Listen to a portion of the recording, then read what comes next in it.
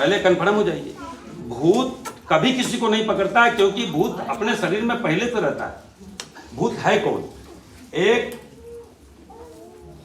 क्या बोलते हैं उसको, ना दिखने वाला शक्ति को। अभी आपके बीच में वायु है, हवा सबके बीच में है ना, क्या देख पा रहे हैं? लेकिन सब बगैर कुचले, बगैर अनुमति के घोंट रहे हैं, हम भी घोंट रहे हैं। एक भूत शक्ति है, इसको वायु भूत कहा गया, वायु भूत।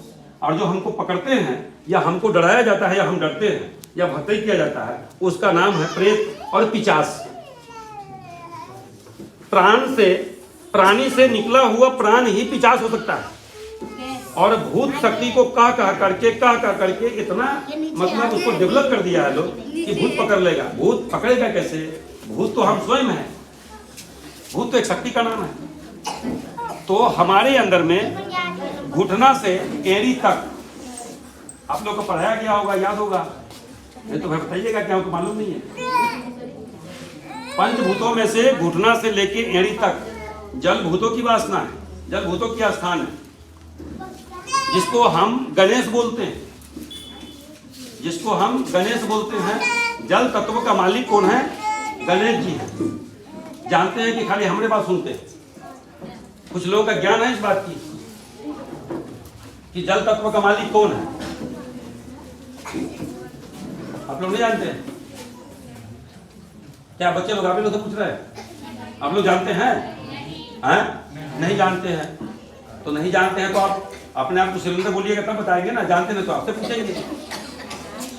तो जो जल तत्व है, उनका जो उपदेशक है, उनका जो मालिक है, जो संचालक है, जो समझ लीजिए आपकी भाषा में, उसका गणेश जी हैं।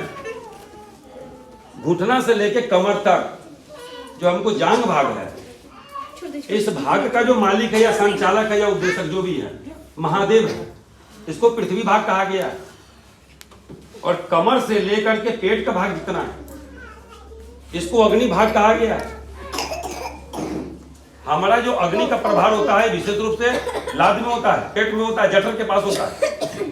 तो ये अग्नि का संचालित करने वाले माता जगदम्बा है, आदि शक्ति। और हमारा सीना का जो भाग है, ये वायुमंडल है। यहाँ पर हमारे पास ऑक्सीजन का स्थान है, ये विष्णु को स्थान कहा गया। और यहां से लेकर के यहां तक पूरे मस्तिष्क ये ऊर्जा की मंडल है। यहाँ पे ऊर्जा की बात होती है, जिनको हम सूर्य का भाग बोलते हैं। तो ये शरीर के अंदर में पांचों तत्व, पांच अपने अपने स्थान को प्राप्त किया है। इसको हम कैसे ठीक रहे, इसको कैसे ठीक रखें? ये पांच देवताओं के शरीर में पहले से वास है और हम इसी को नहीं समझ पाते हैं, इसलिए हम कहीं ना कहीं डॉक्टर के क्षेत्र में भागते हैं। अगर आपको अंदर में चक्कर आ रहा है तो कोई ना कोई तत्व आपके अंदर में कम हो रहा है। ये बॉडी का निर्देश है। आप समझने का प्रयास नहीं करेंगे तो कहीं ना कहीं गिर पड़ेंगे। आपको भूख लग रहा है तो ये बॉडी का संकेत है। प्यास लग रहा है, बॉडी का संकेत है। मल मूत्र लग रहा है तो ये बॉडी का संकेत है। सारा चीज अंदर से गाइड होता है, लेकिन हम समझने को तैयार नहीं होते। तो अंदर जो बैठा हुआ है, जो डायरेक्टर है, उन्हीं को हम पंच महाभूत बोलते हैं, पंच महाशक्ति बोलते हैं। हम उन्हीं के बारे में विशेष रूप से गांव-गांव में, गली-गली में अपना अलग जगाते हैं। पंच महाभूत शक्तिपिंड, पंच महाभूत शक्तिपिंड, इसको जानिए। जो व्यक्ति पंच महाभूत शक्तिपिंड के बारे में जान लेंगे, समझ लेंगे, उनको जीवन में आउट ऑफ बलाय नहीं आएगा। जो बीमार पड़ जाते हैं, तबीयत बिगड़ जाती है, हमारे अंदर में अचेतना शक्ति का उपार्जन होने लगता है, ऐसा कुछ नहीं होगा। केवल जानना है। हम एक सनातन जन जागरूकता अभियान के तहत आप तक पहुंचे हैं। सनातन का अर्थ जानिए।